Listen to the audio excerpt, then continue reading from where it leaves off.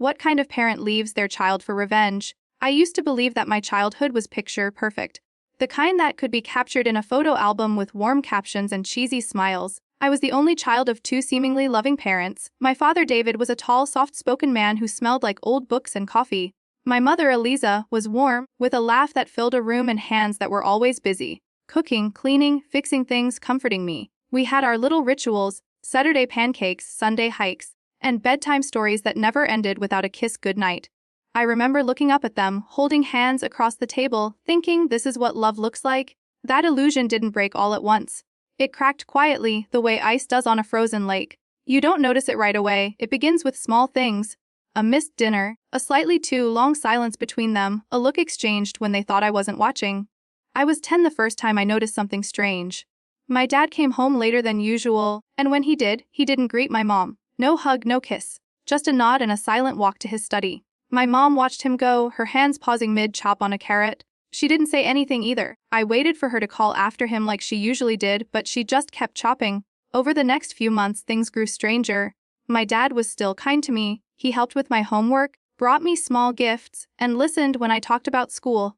But something had shifted. He didn't sit on the couch with mom during our movie nights anymore. He no longer lingered after dinner. He would go into his study and shut the door.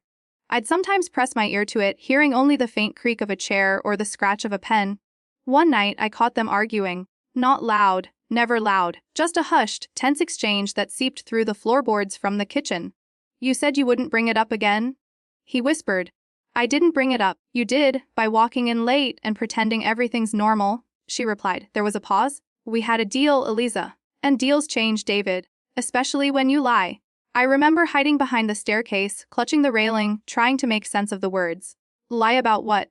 I had never seen either of them raise their voices. It was like watching strangers in my home, wearing my parents' faces. Still, they kept up the show for me. Pancakes on Saturdays, hikes on Sundays. But there were no more stories at night. My dad would kiss my forehead in silence. My mother tucked me in with a tired smile. Then one day, the silence turned inward. My father stopped asking about my day. He stopped helping with homework. He would nod when I talked, but his eyes drifted past me as if I were a ghost he was trying not to acknowledge. I thought I had done something wrong. I remember asking him one morning, "Daddy, are you mad at me?"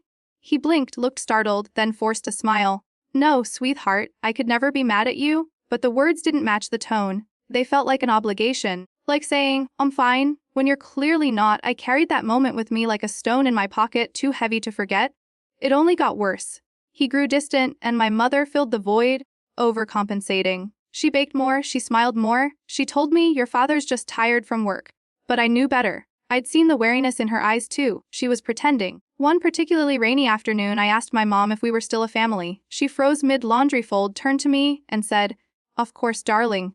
Families don't break apart. But some do." And ours had already started. Looking back, I can't say exactly when I stopped believing in the idea of a perfect family. Maybe it was that rainy day. Maybe it was when I realized that adults could lie with smiles and silence. That sometimes, the people who love you the most are also the ones who hurt you without even knowing it. The silence from my father became unbearable. It wasn't just about missing words. It was about the missing warmth, the missing interest. He was there, physically, but something vital was gone, and the more I reached out, the more he pulled away. It was like losing someone who was still alive. That loss, that absence, would mark the first crack in what I thought was an unshakable bond between father and child. And yet, nothing could have prepared me for what came next. My 12th birthday was supposed to be special. I had begged for weeks to have my party at the community center pool. My mom finally agreed and sent out invitations to my classmates, bought matching decorations, and even let me choose my own cake, chocolate with raspberry filling. The day arrived cloudy but warm. I remember waking up early, full of excitement, already picturing the splash fights and the pile of gifts I might get. Mom made me breakfast with heart-shaped pancakes and whispered, "Happy birthday, my love," as she kissed my head. But something was missing. My father, he hadn't come home the night before. I noticed it right away. His car wasn't in the driveway. His shoes weren't at the door. His study, usually locked when he wasn't inside, stood wide open. It was empty, hollow. "Where's Dad?" I asked over breakfast, trying to sound casual. Mom's fork paused midway to her mouth. "He had a work thing," she said quickly. "He might be late to the party." Work thing. That's what she always said when she didn't want to explain something. I tried to push the worry aside. After all, I had friends coming, balloons to blow, a swimsuit to pack, but the day passed like a dream I couldn't quite enjoy. I kept looking at the entrance, waiting for my father to walk in with that crooked smile and a wrapped gift behind his back. He'd always done that. It was our tradition. But hour after hour passed and he never showed. I watched other kids laugh and splash and play. Their parents sat at picnic tables, chatting and clapping when someone did a flip off the diving board. My mom stood near the snack table, trying to smile, but her eyes flicked to the parking lot every few minutes just like mine did. He never came, no call, no text, no gift. That night, after all the wrapping paper was thrown away and the last guest had been picked up, I sat on the couch in my pajamas, waiting. The lights were dimmed, the room was quiet except for the ticking of the wall clock. He forgot? I said aloud, not even looking at Mom. She sat beside me, put a hand on my shoulder. He didn't forget. Something must have come up. I didn't believe her, neither did she. The next morning, he came home. I heard the garage door early. Just after sunrise, I ran downstairs in bare feet, still hoping maybe he had a surprise planned, something late but meaningful. But when I turned the corner into the kitchen, I saw him standing there, putting his keys on the hook like he did every day. He looked at me. "Morning," he said. That was it. No happy birthday, no hug, no apology. I waited, swallowing hard. Maybe he was testing me. Maybe he had the gift hidden. Maybe this was a joke. But minutes passed. My mother came in and stopped in the doorway. They locked eyes. Something silent passed between them. "I saved you some cake," she said to him, carefully neutral. "Thanks," he said. I turned and went back to my room without another word. I didn't cry. I didn't scream. But something inside me shifted, like a small fracture deep in the bone. For the next few weeks, we didn't talk about it. I kept expecting him to bring it up, to say he was sorry, to explain. But he never did. It was as if my birthday had never happened. As if I didn't exist that day. It began to affect how I saw myself. I wondered if I had done something to deserve his absence. I racked my brain for reasons. Had I disappointed him? Had I been too demanding? Too clingy? Eventually, I stopped trying to understand. I started avoiding him. If he didn't want to see me, then I wouldn't force it. But the silence between us grew louder than any argument we could have had. At school, I smiled when people asked how my party went. "It was fun," I said. "Lots of presents." I didn't mention the empty chair, the unanswered silence. One night, a few weeks later, I heard him on the phone. I wasn't trying to eavesdrop. I was just getting a glass of water. But I stopped when I heard my name. "She'll get over it," he said. "She's just a kid. Kids forget." I gripped the countertop. That sentence echoed in my head for days. "She'll get over it." But I didn't. Not for a long, long time. That birthday became a turning point. The moment I knew something was deeply wrong. Not just between my parents. Between me and my father. He was slipping away and I had no way to stop it. It's strange how one day, a single moment of being forgotten, can shape how you see yourself, how you see love, how you start to question your own worth. I never told anyone what it felt like, not even my mom. It became a private wound, one I carried quietly like a shadow, and the worst part, that was only the beginning. It was late one evening, long after I was supposed to be asleep, when I heard them talking. My parents thought I was in bed, headphones on, lost in my usual world of music or books. But something had kept me awake, a strange tension in the house, like static in the air before a storm. I crept down the hallway and crouched just outside the kitchen door, the way I used to when I was younger and wanted to sneak an extra cookie. Only this time I wasn't after sweets. Their voices were hushed but sharp, clipped like knives wrapped in cotton. "She found the card, David," my mother said. "The one in your jacket." There was silence. A chair creaked. Then my father spoke low and exhausted. "It wasn't meant for her. I forgot it was there." "You forgot?" she repeated. "That's your defense." "She's 12, Eliza. She doesn't know what it means." I pressed my ear closer, heart pounding. "She's not stupid," my mother snapped. "And neither am I." "Nothing happened," he said. "We just talked. That's all." Another pause. Then my mother's voice, quieter now. "Do you still love her?" I felt the blood drain from my face. I didn't understand who her was, but I knew the sound of fear in a question. My father didn't answer right away. When he finally did, it was so soft I barely heard it. "I don't know." That night I lay in bed, eyes open, listening to the house breathe. The faint hum of the fridge, the tick of the wall clock, the distant rush of cars outside. I understood, in that moment, that the problem wasn't just about me. It was about them. Their love, or what was left of it, was unraveling, and I was caught in the middle. But what I didn't know yet was how much deeper the betrayal ran. A few days later, I visited my aunt, my mother's younger sister, Carla. She had always been the fun one, with bright scarves, loud laughter, and a candy jar that was always full. Mom had dropped me off for the weekend while she went to a conference, though I knew she really just needed a break. That Saturday night, after a movie and 2 bowls of popcorn, Aunt Carla tucked me into the pull-out couch in her guest room. She kissed my forehead, turned off the lights, and shut the door. But she forgot something in the room. Her phone. She came back in a few minutes later, softly, thinking I was asleep. I know, she whispered. But Eliza's trying. She's just trying to keep things together. Pause. No, he's not innocent either. You know he met up with her again, even after the first time. My breath caught. Another pause. I just don't want the kid to get hurt. She's starting to notice. She asked about him last week. I didn't move, I didn't breathe. I waited until she left, and then I stared at the ceiling for hours, trying to piece together the puzzle. Her again. The first time, she asked about him. Something had happened before. Something my parents thought I was too young to understand, but I understood enough to know there had been someone else. Someone who wasn't my mother. Someone my father had chosen to see again, even after, the first time. The pieces began to fall into place like a puzzle I didn't want to solve. The silence, the distance, the missed birthday, the coldness. I had never considered the possibility of betrayal. Affairs were things that happened to other families, other people, not mine. But that night at Aunt Carla's shattered that illusion. When I got home, I started watching my parents differently. My father, who had once ruffled my hair and made up silly songs while cooking, now seemed like a stranger wearing his skin. My mother, always composed, now looked tired even when she smiled. I didn't ask them about what I'd heard. I wasn't ready to know the full truth. But the cracks had widened and there was no going back. Children always know more than adults think. We read the spaces between words, we see the things they hide in glances and gestures. We hear the whisper behind the door and carry it like a secret scar. And now I had a secret too, one I wasn't sure I wanted to uncover. But some truths find you even when you try to stay asleep. It was an accident, or maybe fate, that led me to the letters. I was looking for an old yearbook in the attic. Mom had asked me to help her sort through some storage boxes before the weather got too humid. She stayed downstairs, sipping iced tea and sorting papers at the kitchen table while I climbed the creaky ladder to our attic, where the air smelled of dust and forgotten things.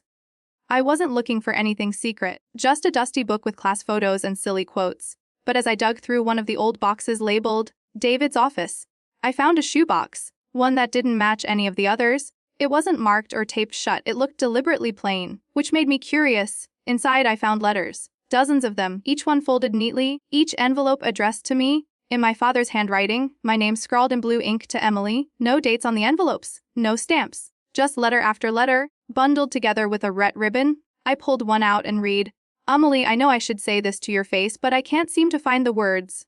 My eyes skimmed down, words of apology, guilt, regret. He wrote about missing time with me. About feeling like he was standing on a bridge that had collapsed halfway across. About wanting to fix things but not knowing how. Another letter read, you looked at me today and I saw the distance in your eyes. I put it there and I don't know how to take it away. Another, your mother says you asked why I didn't come to your birthday. I wanted to, I swear I did. But I couldn't. I didn't deserve to be there. You looked so much like her that day. And I didn't know how to face it.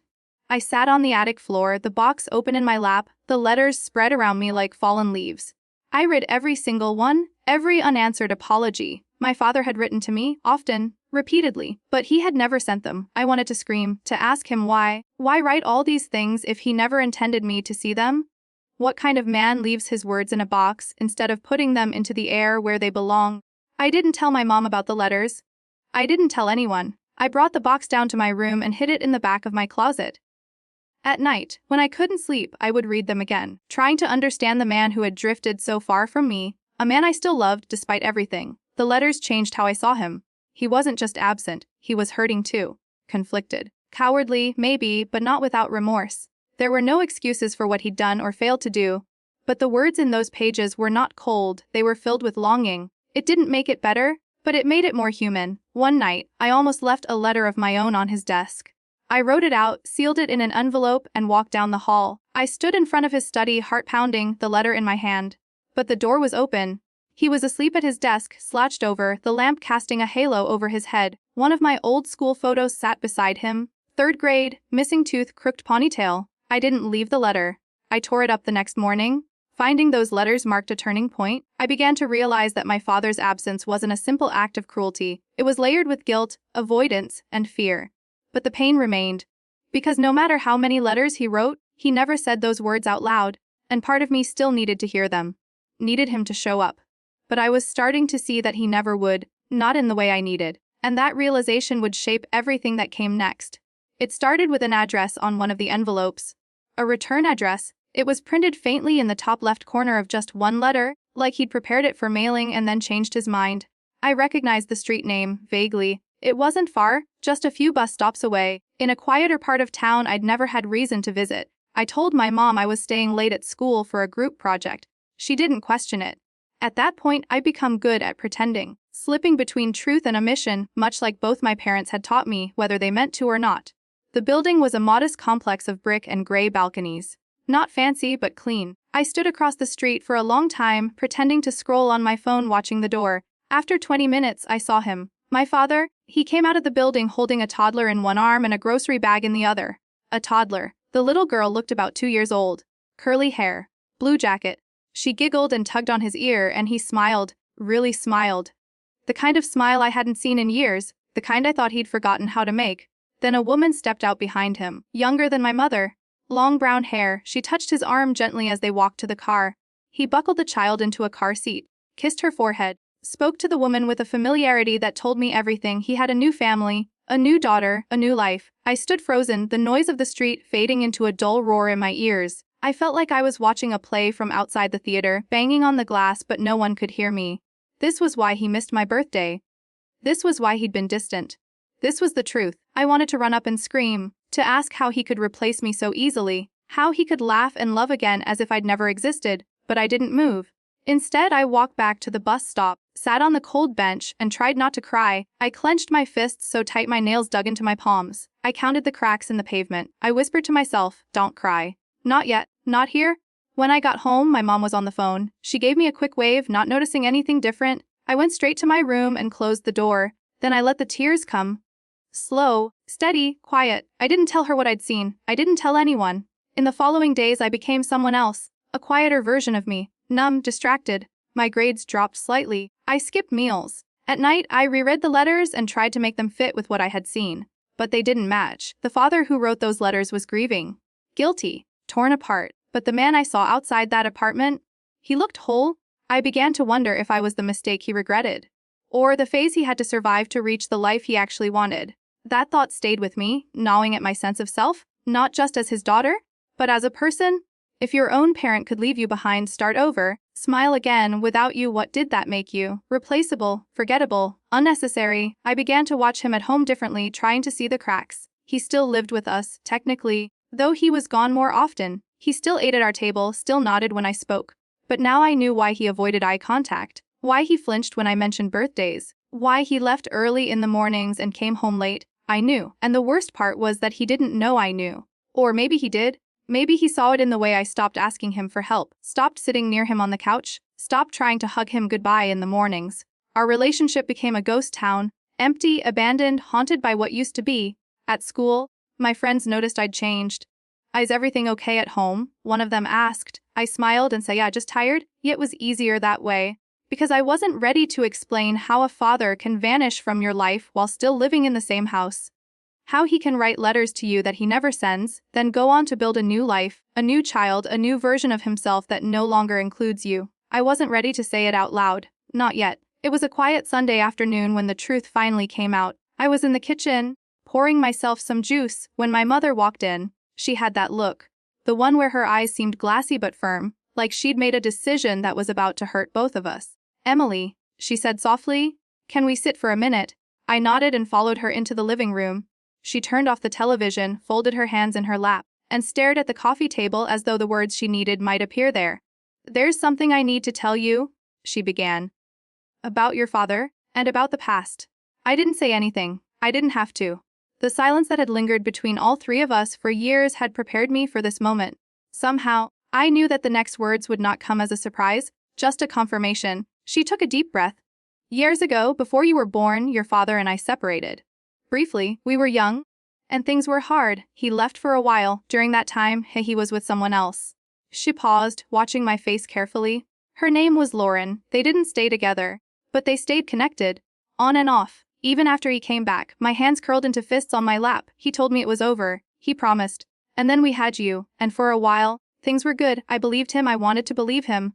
I looked away, biting the inside of my cheek. My voice was barely a whisper. "But it wasn't over?" She nodded slowly. No, it wasn't.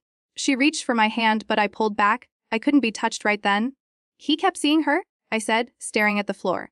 Yes, and 2 years ago she had a baby. I didn't cry, I didn't yell, I just sat there letting it soak in. My voice came out flat. So she's my half-sister? Yes, I swallowed hard. And you knew? She hesitated, then nodded. I found out when the baby was born. He didn't tell me, I saw a message. And then I confronted him. Why didn't you leave? I asked. She looked at me, her eyes brimming. Because of you? That answer landed like a weight on my chest. She stayed because of me. Lived with the betrayal, the hurt, the humiliation, all to keep our family from falling apart. I didn't want you to grow up in a broken home, she whispered. I almost laughed. A broken home? We were already living in one. We just hadn't admitted it. I got up and walked to the window, staring out at the street, trying to breathe. He loves her, doesn't he? I asked. I think he did, she said. Or maybe he just couldn't let go of who he was with her? I don't know anymore. Her voice cracked. I'm sorry I didn't tell you sooner. I didn't know how. I thought I could shield you. But the damage had already been done.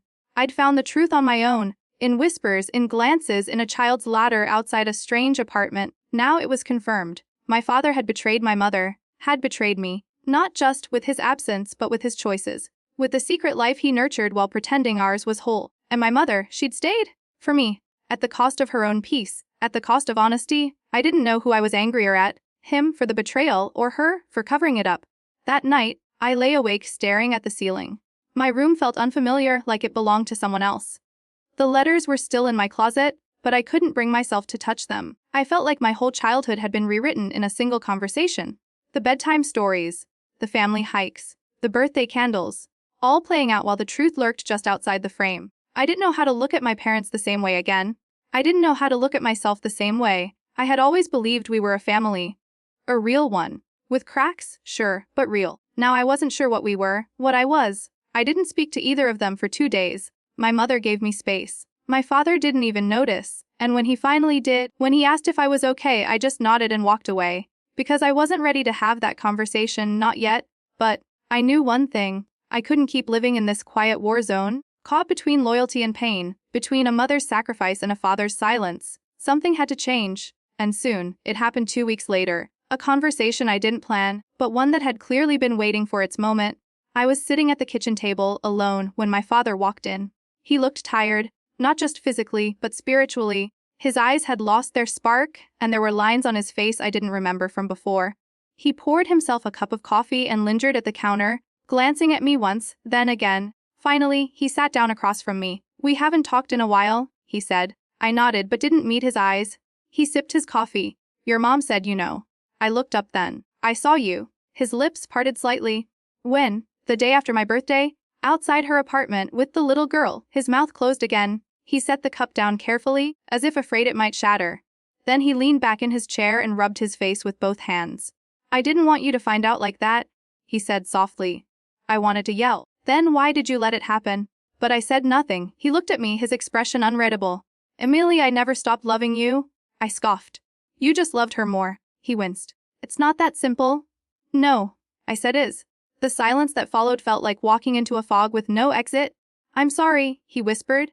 I don't want sorry, I replied. I want a dad who shows up, who doesn't write letters and hide them in a box, who doesn't make a new daughter and forget the one he already had. His shoulders sagged.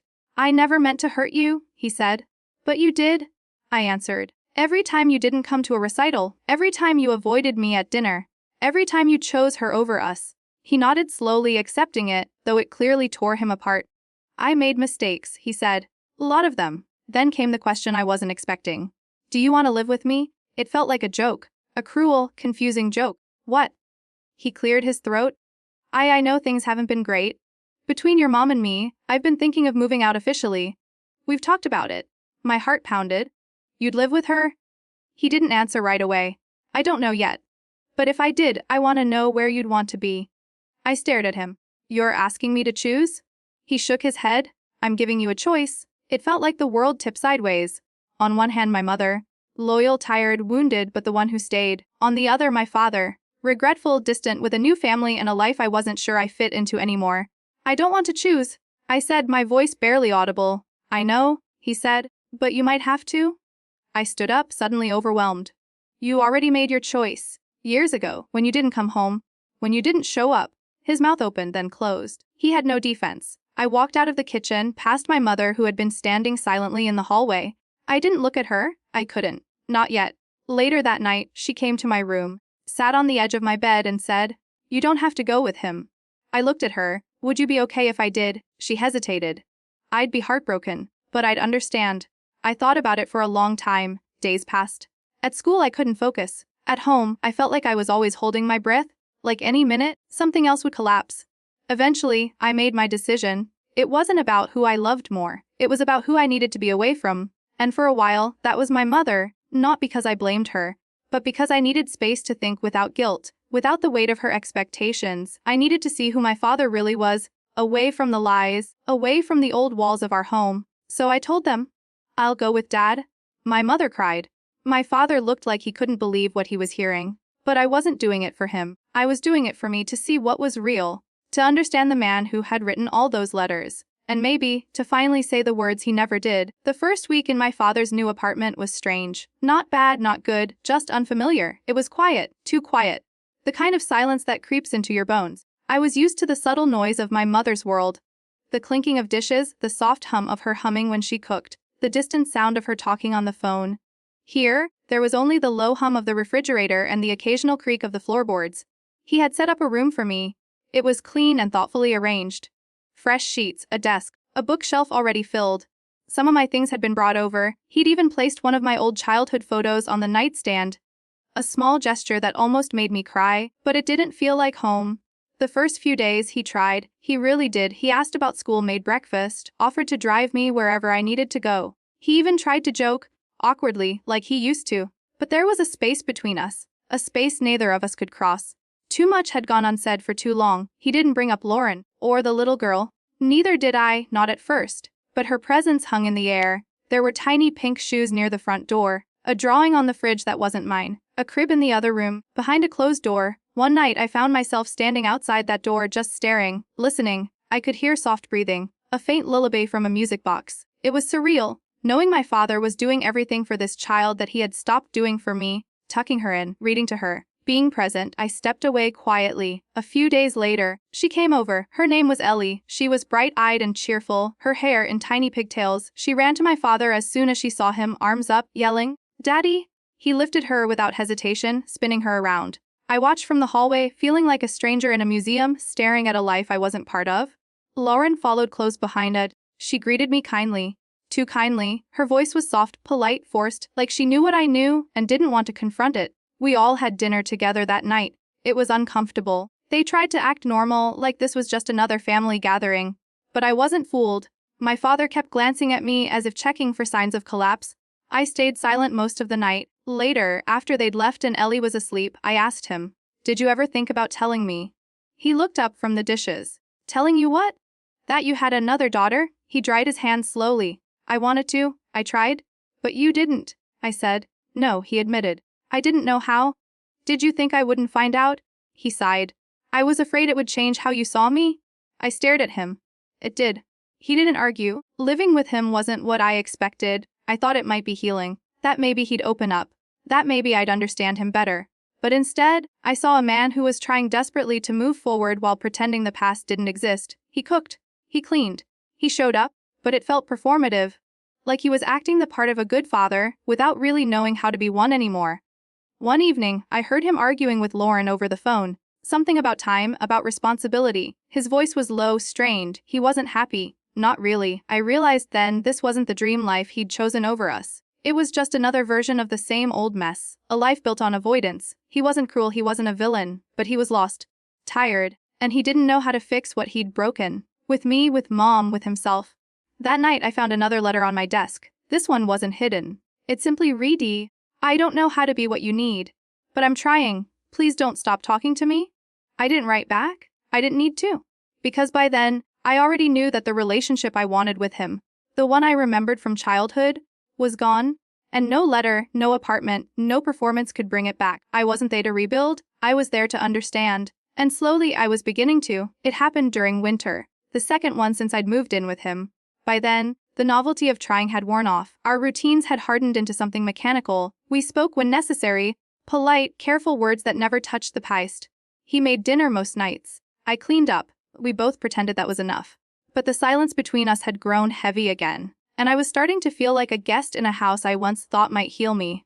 That night, a snowstorm had started early. Thick flakes blanketed the streets outside. The apartment windows glowed faintly, but the warmth inside was deceptive. The tension had returned. That creeping cold that comes not from the weather, but from things unsaid. It began with a small thing. I had come home late from school. I had stayed behind for a club meeting and forgotten to call. When I walked in, he was already pacing near the window, phone in hand. "Where were you?" he asked sharply. "I was at school," I replied, brushing snow from my jacket. "You didn't text, I was worried." "I forgot." "That's not good enough." I blinked, confused by his tone. "It's not like I was out drinking or something?" "That's not the point," he snapped. I stared at him. "Then what is the point, Dad?" His jaw clenched. "You live under my roof. I have a right to know where you are." That word, roof, hit a nerve. Something inside me snapped. "Your roof?" I said, voice rising. "You mean the one you invited me under 2 years too late." "Don't start," he warned. "Why not?" I said. "You want me to talk to you, but only when it's convenient for you. You get to play father when it suits you, but I'm not allowed to be angry. I've done everything I could to make this work." He shouted, suddenly loud. "I've tried, Emily. I've tried so damn hard. Then why does it still feel like I'm just a guest here?" The words landed hard. His face twisted with something between guilt and frustration. He turned away, running his hands through his hair. "I don't know what else to do," he muttered. "Be honest," I said. "Stop pretending. You don't get to erase what happened just because I live here now." He turned back to me, eyes glassy. "You think I don't know I messed up? You think I don't replay it every day? The missed birthday, the letters, the fact that I watched you grow up from the other side of a wall I built myself?" I froze. His voice cracked. "You think I don't hate myself for it?" For a moment, the room was silent. Then I said quietly, "Then why didn't you stop?" He stared at me like he didn't have an answer. Because he didn't. That night, neither of us slept. I stayed in my room, curled up under my blanket, numb. I heard him pacing in the living room until past midnight. The next morning, there was no breakfast. No words. Just the faint sound of the TV in the background, filling the silence we had broken. We never spoke about that night again. But something changed. The line that tethered us, fragile and worn, had finally snapped. We were just two people in the same house, pretending we still had a chance to be father and daughter. But pretending wasn't enough anymore. A few days later, I packed a bag, I called my mom, and I left. He didn't try to stop me, he just stood in the hallway, watching me zip up my coat. His mouth opened, but the words never came. Just like all those letters, he didn't say goodbye, and neither did I. I returned to my mother's house just as spring was starting to thaw the snow. The trees hadn't bloomed yet, but the air smelled different. Softer somehow, like the world was waking up again. Mom didn't ask questions when I arrived with my duffel bag. She just opened the door, hugged me longer than usual, and said, "Your room's the same. I washed the sheets yesterday, just in case." We didn't speak of my father, not at first, not even when she noticed the dark circles under my eyes or the way I flinched when my phone buzzed. She simply let me exist, quietly, comfortably, safely. But comfort doesn't erase pain. I thought I'd feel better after leaving him, but I didn't. Instead, I felt heavier. Like I'd carried the weight of trying for too long, and now that it was gone, my body didn't know how to stand upright anymore. At school, I avoided questions. Just needed a change. I'd say when people noticed I was living somewhere new again, most of them nodded and moved on. A few looked at me too long, as if they could see through my carefully constructed smile. Nights were the hardest. I kept waiting for something. A text, a call, an apology. But days turned into weeks and nothing came. The silence became its own kind of answer. Eventually, I deleted his number. But the issue lingered. One afternoon, I found myself scrolling through old photos. Birthday cakes. His arms around my shoulders, his laugh mid-snap. It all looked so real. So permanent. How do we get from that to this? I'd always imagined that if I ever walked away, there'd be some grand moment of clarity. Maybe he'd chase after me. Maybe I'd finally hear the words I needed. Instead, there was only stillness. No one came after me. I tried to fill the space with distractions, volunteering at the library, hanging out with friends, writing in notebooks I never showed anyone. But the emptiness had a way of showing up uninvited. In the quiet, in the laughter that didn't feel quite right, in the dream where I'd find myself back in that apartment, still hoping. I missed him. Not the version I just lived with, but the man from the letters, the father I remembered from before everything fell apart. One evening, I stood in front of my closet, holding the shoebox full of his letters. I hadn't opened it since I left his place. I read one, then another, And then I cried, for everything we could have had, for everything we lost, for the love he couldn't quite give.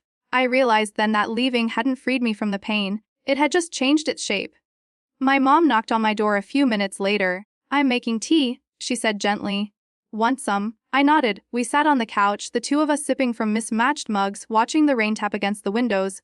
After a while, she said, "He called me." I looked up. I didn't answer. She added, "But I thought you should know." I didn't ask for details. "I don't think he knows how to fix it," she said softly. "I don't think he ever did," I replied. She reached out and held my hand. "He's still your father?" she said. I nodded. "I know. But I also knew that sometimes, being someone's parent wasn't about biology, it was about showing up, again and again, especially when it was hard, and somewhere along the way he stopped showing up. I was trying to move on, but it wasn't easy, because even when someone disappears, they still leave behind echoes, memories, ghosts that flicker in and out of the present. But slowly, painfully, I was learning how to live with the silence, how to breathe through the ache, how to begin again. The voicemail came on a Tuesday. I remember because I had just finished a math test I was sure I failed. The sky was cloudy, my backpack was heavy, and all I wanted was to collapse into bed and disappear for a few hours. I saw the missed call as I pulled my phone from my jacket pocket.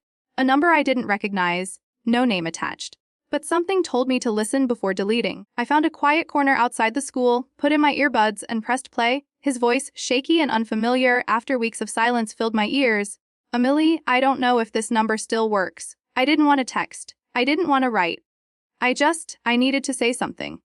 There was a pause, just the sound of him breathing. I leaned against the wall, barely aware of the people passing by. "I know I don't deserve to be part of your life. I know I failed you in more ways than you can count. But I think about you every single day, and I miss you." Another pause, then a slow, painful exhale. "I messed up, I know that, but I never stopped loving you. Not once, not even when I didn't show it. Especially then." I closed my eyes, fighting the knot forming in my throat. I've been trying to figure out how to fix it, how to go back. But I know I can't. So I just wanted you to hear it. That I'm sorry for everything, and that I hope, someday, you'll forgive me, or at least remember that I tried. The message ended with static. Then silence. I didn't move for a long time. It wasn't the apology I had dreamed of. There were no grand gestures, no detailed explanations, just raw regret spoken in a cracked voice, but it broke something open in me. All the anger, all the disappointment. It didn't disappear, but it shifted, because for the first time he wasn't hiding behind letters, or silence, or another life. He was just a man, broken, remorseful. Reaching out, I played the message again that night, then again the next morning. Not because I wanted to forgive him right away, but because I needed to remember that he had tried, in his own flawed, belated way. I didn't call him back, not yet. But I saved the message. I kept it in my phone, like a bandage over a wound that had never really closed. In the days that followed, I thought about how strange it was that something so small, so simple, could carry so much weight. A voice, a confession, floating in the space between us. I started to write again, not to him but about him, about me, about all the versions of our story. The one I lived, the one I imagined, the one I mourned. One day, maybe I would send him a letter of my own, not to repair what was broken, but to say I heard you, and maybe I'm learning to live with it, because some relationships don't get neat endings. Some remain suspended, unfinished, unspoken, fragile, and yet somehow still real. It was the summer before my final year of high school when I decided to confront the past, fully, finally, and without filters. Not just the version I had lived through, but the version my parents carried in their own memories. The one they never told me completely, the one I was tired of guessing. I asked them both to meet me, neutral ground, a park near the river, shaded and quiet where the breeze might make the heavy things a little lighter. They agreed. My father arrived first. He looked nervous, older, his hair grayer, his posture more uncertain. He brought a bottle of water and sat on the bench without speaking. My mother came 10 minutes later. She wore sunglasses even though the sun had ducked behind clouds. She greeted him with a nod. He returned it. I stood before them, hands shaking, and said the words I'd rehearsed 100 times. "I want to know everything. No more hiding. No more half-truths. Just tell me." They looked at each other, and for a moment something passed between them. Something quiet and mournful. Then my father spoke. "It wasn't supposed to happen," he began. "Lauren and we met before you were born. During one of those fights your mom and I used to have. The ones where you think the only way out is to run." My mother's jaw tightened. She said nothing. She was easy to be with. At first, it was nothing serious. But then, even after your mom and I tried to fix things, I didn't stop. I told myself I could manage both lives, that I could compartmentalize. My voice trembled. Why didn't you just leave us? He looked at me, eyes filled with a sadness I hadn't seen in years. Because I loved you. Because I wanted to be a father to you, even if I didn't know how to be a husband anymore. My mother added quietly, and I told him I'd stay if he ended it. He promised me he did. I lied, he said. And then, when Lauren got pregnant, I thought it was karma, the price I had to pay. I tried to do right by everyone, but I ended up doing right by no one. Silence settled between us again, heavy, humid, honest. I found your letters, I said finally, in the attic. His head lifted slowly. I figured you might. They were beautiful, I said. But they weren't enough. I know. I turned to my mom. And you? Why didn't you ever leave? She looked at me, her eyes softer now. Because I was scared. Because I thought staying meant stability. And because I still loved him. Even when I hated what he'd done. It hit me then, how complicated love could be.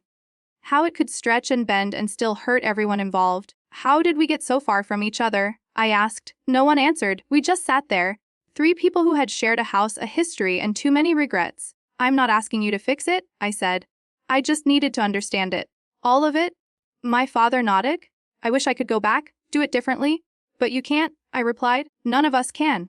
My mom reached over and took my hand. My father reached for the other. And for a moment, I let them both hold me. Not as a perfect family. Not as people who had all the answers. But as three broken hearts trying quietly to heal. It's been almost 3 years since that day in the park. Life moved on like it always does, but not in a way that erased what came before. Healing didn't arrive all at once. It came in fits and starts. Some days, it was easy to forget. Other days, the weight returned, sudden and sharp. I didn't go back to living with my father. That chapter closed when I zipped my bag and walked out the door. But we talk sometimes, not often, just enough. He sends birthday messages now, on time. Sometimes a small package arrives with a book he thought I'd like or a letter still written in that familiar script. I open them, I read them, and then I tuck them away, not out of anger, but to keep them safe. Lauren and Ellie live a few towns over. I've seen them once since the confrontation. Ellie ran up and hugged my leg without knowing who I was. I smiled at her and gently peeled her arms away. She didn't know she had a sister standing there. Or maybe she did, in the way kids sense things without needing the words. My mother is still my home. She never remarried, she gardens more. She laughs easier. There's still pain behind her eyes sometimes when something reminds her of the past, but she's let go of the bitterness. So have I. I'm in college now, studying psychology of all things, trying to understand why people do what they do, why they hurt the ones they love, why they fail, why they try again anyway. I've learned that not all families break with shouts and slammed doors. Some break slowly, quietly, under the weight of silence and the things left unsaid. And some don't break all the way, they bend, reshape, become something else. I don't hate my father. I never really did. I was angry, confused, heartbroken. Yes. But underneath all of that, there was always love. Even when I didn't want to admit it. Sometimes I wonder if he feels the same. If he sits with those letters in his lap and asks himself what might have been. If he listens to voicemails I've never sent. If he hears my voice in the quiet of his apartment, when the lights are low and Ellie's asleep. I hope he's found peace. I hope he's doing better. As for me, I'm still healing. But I'm no longer waiting. And that, I've learned, is the first step to truly moving on. These stories show that even the deepest bonds, between parent and child, can be tested, twisted, even broken. That love isn't always enough to stop betrayal, absence, or the quiet erosion of trust. But they also show the possibility of understanding, even when forgiveness feels impossible, of seeing the humanity in someone who failed you, of choosing peace for yourself, even if closure never fully arrives. Have you ever experienced a break in your family? Something that changed how you saw your parents forever? Share your story in the comments.